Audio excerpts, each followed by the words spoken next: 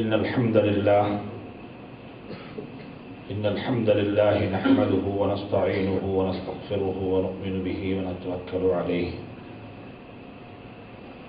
ونعوذ بالله من شرور أنفسنا ومن سيئات أعمالنا من يهده الله فلا مضل له ومن يضلله فلا هادي له أشهد أن لا إله إلا الله وحده لا شريك له وأشهد أن سيدنا ونبينا وحبيبنا وشفيعنا ومولانا محمدا عبده ورسوله صلى الله عليه وسلم.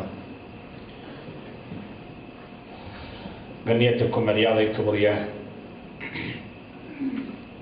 இந்த ரஹ்மானியாவின் அறிவு தந்தை ஷேக் ரஹ்மானி அவர்களே, நிர்வாக சபை அங்கத்தவர்களே, மதரசாவினுடைய உஸ்தாதுமார்களே, மதரசாக்களுடைய அதிபர்களே, இங்கே வருகை இருந்திருக்கக்கூடிய கண்ணியமான கனவான்களே, பெரியார்களே, மதரசாக்களுடைய மாணவ மணிகளே, மதரசாக்களுடைய உஸ்தாதுமார்களே, இங்கே இருக்கக்கூடிய உதவியாளர்களே, குறிப்பாக நடுவர்களாக செயல்பட்டுக் கொண்டிருக்கக்கூடிய நடுவர்களே, அனைவர்களையும் விழித்து இந்த கட்டத்தில் நான் இஸ்லாத்தின் காணிக்கை சலாத்தை சொல்லி என்னுடைய உரையை நான் ஆரம்பிக்க விரும்புகிறேன். அஸ்ஸலாமு அலைக்கும் வரஹ்மத்துல்லாஹி தஆலா வ பரகாத்துஹு.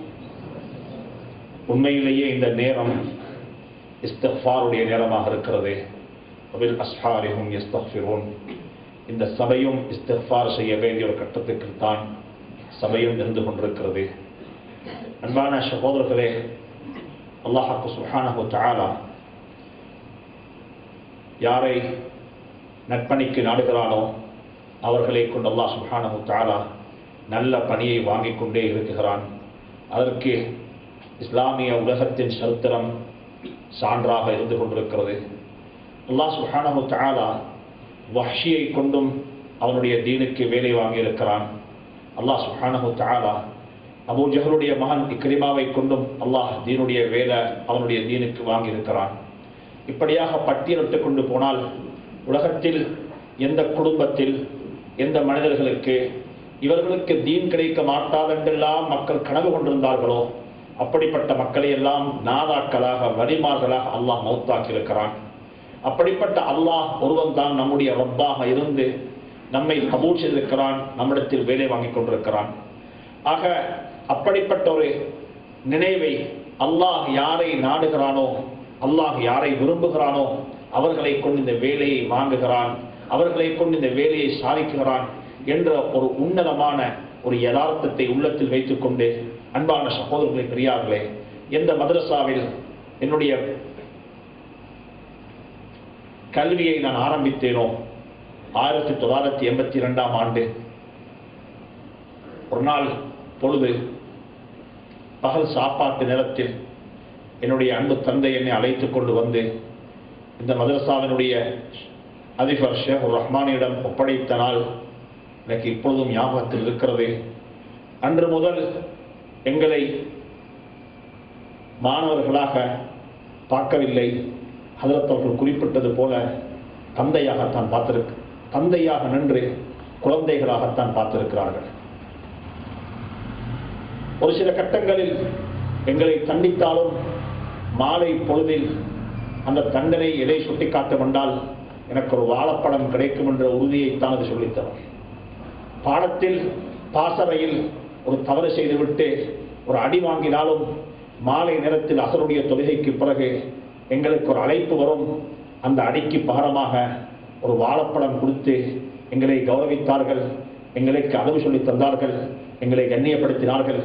இந்த மதரசாவினுடைய அதிபர் என்று சொன்னால் அது மிகையாகாது. இது நான் மிகைப்படுத்தி சொல்லவில்லை, இது உண்மை நடந்த நிகழ்வை சொல்லி காட்டுகிறேன். எனவே அன்பான சகோதரர்களே, இந்த ரஹ்மானியாவை பொறுத்தவரையில் என்னுடைய அன்பு சகோதரர் அப்துல் நாசர் அவர்கள் குறிப்பிட்டது போல பல வகையான ஹைர்களையும் பல வகையான நலவுகளையும் கொண்ட ஒரு மதரசாவாக இந்த மதரசா இருக்கிறது. அதனால் நான் ஏனைய மதரசாக்களுடைய தரத்தை பற்றி தரத்தில் பேச வரவில்லை. நான் ரஹ்மானியாவை பற்றி உண்மையை சொல்கிறேன்.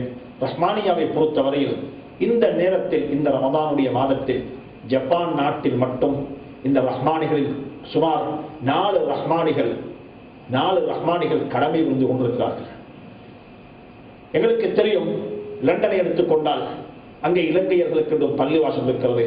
அந்த பள்ளியினுடைய இமாம் இந்த மதரசாவில் ஓதும் ஒரு மாணவர் தான். இன்று கூட அவர் அங்கே அவர் கடமை செய்து கொண்டிருக்கிறார், சேவை செய்து கொண்டிருக்கிறார். இப்படியாக சொல்ல போனால் ரஹ்மானியாவுடைய ஹைர்கள், ரஹ்மானியாவுடைய நலவுகள் ஏராளம் வந்து கொண்டிருக்கிறது. அந்த நலவுகளில் ஒன்று தான் இந்த மதரசாவில் பட்டம் படித்துவிட்டு ஷேக் என்ற பட்டத்தை வாங்கிக் கொண்டு போய் மதரசாக்களை உருவாக்கி இருக்கிறார்கள். ஒரு புறத்தில் பார்க்கலாம் ஷேக் உமருத்தீன் அவர்களை, எங்களுடைய அன்பு நண்பர் சகோதரர் உமருத்தீன் அவர்கள் கண்டியில் ஒரு மதரசா வைத்திருக்கிறார். ஃபுர்கானியா என்பதாக கண்டியில் வாழக்கூடிய மக்கள் அந்த மதரசாவுக்கு உதவி செய்கிறார்கள். அதே நேரத்தில் அவர் பிறந்த இடம் பண்டார கஸ்வத்தைக்கு போய் பார்த்தால் அங்கே ஒரு சுலைமானியா இருக்கிறது, அங்கே ஒரு ஃபாத்திமி ஒரு மதரசா, பனாத் பெண்களுக்கான ஒரு மதரசா, 3 மதரசாக்களை அவர் நடத்திக் கொண்டிருக்கிறார். ஒரு மதரசாவுடைய அதிபராகவும் 2 மதரசாக்களுடைய நிர்வாக தலைவராகவும் வந்து செயல்பட்டுக் கொண்டிருக்கிறார். ஒரு ஷேக் ஜாஃபர் மகன் எடுத்துக்கொண்டால் சுப்ஹானல்லாஹ் தன்னுடைய வாழ்க்கையில் பல மதரசாக்கள் உருவாக்கிவிட்டார். ஒரு காலகட்டத்தில் ஹாஷிமியாவையும் ஒரு காலகட்டத்தில் நிலாமியாவையும் இப்பொழுது வந்து சுப்ஹானல்லாஹ் அக்ரோனைக்கு தேவையாக இருந்த ஒரு பெண்கள் மதரசா என்று சொல்லக்கூடிய நாட்டுக்கே இப்படித்தான் ஒரு மதரசா செய்ய வேண்டும் என்று சொல்லக்கூடிய ஒரு அறிமுகத்தை கூட செய்து காட்டியிருக்கிறார் ஜாஃபர் மௌலவி அவர்கள். நம்முடைய அக்குர்ணையை பொறுத்தவரையில் மீசானியா என்று சொல்லக்கூடிய மாத்தரையை சேர்ந்த மீசான் ஹாஜியார் என்று சொல்லக்கூடிய ஒரு தனவந்தர் தன்னுடைய 1960களில் கனவு கண்ட ஒரு மதரசா மீசானியா என்று சொல்லக்கூடிய மதரசா இன்று நடந்து கொண்டிருக்கிறது. அந்த மதரசாவில் ரஹ்மானிகள் ஓதி குடித்துக் கொண்டிருக்கிறார்கள். யார் ஓதி குடித்துக் கொண்டிருந்தாலும் ஒரு உண்மையை சொல்ல விரும்புகிறேன், அந்த மதரசாவினுடைய பொன்னான காலம் எந்த காலம் என்று சொன்னால் அந்த மதரசாவில் நம்முடைய சகோதரர் அப்துல் நாசிர் அவர்கள் சுமார் 3.5-4 வருடங்களாக அங்கே பிரின்சிபலாக அதிபராக இருந்து செயற்பட்டு அந்த மதரசாவினுடைய வளர்ச்சிக்காக வித்திட்டார்கள். இப்படியாக சொல்லிக் கொண்டு போனால் ஏராளமான மதரசாக்கள் இருக்கிறது. அன்பான சகோதரர்களை பிரியாமலே இந்த மதரசாவுடைய ஹைர்கள் ஏராளம், இந்த மதரசாவுடைய நலவுகள் ஏராளம். நான் நலவுகளை பேச கடமைப்பட்டிருக்கிறேன். எங்களுடைய உஸ்தாதுமார்கள், நான் ஒரு தலைவனாக இருந்தாலும் கூட உண்மையில் இந்த நிர்வாகத்துக்கு நான் தலைவனாக இருக்க தகுதியற்றவன். இந்த பொறுப்பு என் மீது சுமத்தப்பட்டிருக்கிறது. இந்த பொறுப்பை நான் சரியாக நிறைவேற்றி முடிக்க வேண்டும் என்று சொல்லி நான் அல்லாஹ்விடத்தில் பிரார்த்தித்துக் கொண்டிருக்கிறேன். நான் காலையில் வரும் பொழுது கூட என்னுடைய தாய்க்கு தொலைபேசி மூலமாக சொன்னேன், ஒரு மேலான பணிக்கு போய் கொண்டிருக்கிறேன், எனக்காக வேண்டிய 2 ரக்காத்து தொழுது துஆ செய்ய என்பதாக. இப்படியான முறையில் அன்பான சகோதரர்களே, அல்லாஹ் சுப்ஹானஹு வ தஆலா பல பேருடைய துஆவின் காரணமாக எங்களை கொண்டு அல்லாஹ் வேலை வாங்கிக் கொண்டிருக்கிறான். இந்த சபையில் இருக்கக்கூடிய உஸ்தாதுமார்கள், நாங்கள் அற்பமானவர்கள். ஷேக் சாதிக் ஹஸரத் அவர்கள் இந்த மதரசாவில் பல வருட காலமாக மதரசாவிலே ஓதினார்கள். பாகிஸ்தானுக்கு போனார்கள். ஜிஃபியாவில் சொன்னது போல பாகிஸ்தானிலிருந்து அவங்க நேரே வீட்டுக்கு போகல, உடுத்த சல்வாருடன் உடுத்த கமீசுடன் அந்த புகாரியை தூக்கிக் கொண்டே அந்த மிஷ்காத்தை தூக்கிக் கொண்டே ரஹ்மானியாவுக்கு ஆசானாகத்தான் வந்து சென்றார்கள். 2வது ஹஜ்ரத் மம்ஷாத் ஹஜ்ரத் அவர்கள் இதே மதரசாவில் 7 வருடங்களாக பிரின்சிபலாக இருந்திருக்கிறார்கள். இப்படியாக சொல்லிக் கொண்டு போனால் இந்த மதரசாவில் வெளியானவர்களில் ஒன்றை உங்களுக்கு நான் சொல்லிக் கொள்ள விரும்புகிறேன். நான் தாஸ் ஹாஜியிடத்திலும் இந்த உண்மையை சுட்டிக்காட்டினேன். நான் சென்ற 2 மாதங்களுக்கு முன்னால் நாங்கள் நூரலியாவில் எங்களுடைய வருடாந்த பொதுக்கூட்டத்தை கூட்டினோம். இந்த சந்தர்ப்பத்தில் இஷாவுடைய தொழுகை அந்த கூதலில் வெளி முத்த விளாகத்தில் நடந்து கொண்டிருந்தது. அந்த நேரத்தில் நான் விடயத்தை நோட்டப்பட்டேன். அந்த விடயத்தை நான் மகிழ்வுடன் சந்தோஷத்துடன் நான் பல பேருடன் பகிர்ந்து கொண்டேன். அது ஒவ்வொருத்தான் தாஸ் ஹாஜியாருக்கு சொன்னேன், உங்களுடைய மதரசாவிலிருந்து வெளியான முத்துக்கள் 100 பேர்களை நாம் நூரலியாவில் கொண்டு சேர்த்தோம். நாம் அந்த 100 பேரில் ஒருவரை கூட தாடி சிறைத்தவராக நாம் காணவில்லை, தாடி வலித்தவராக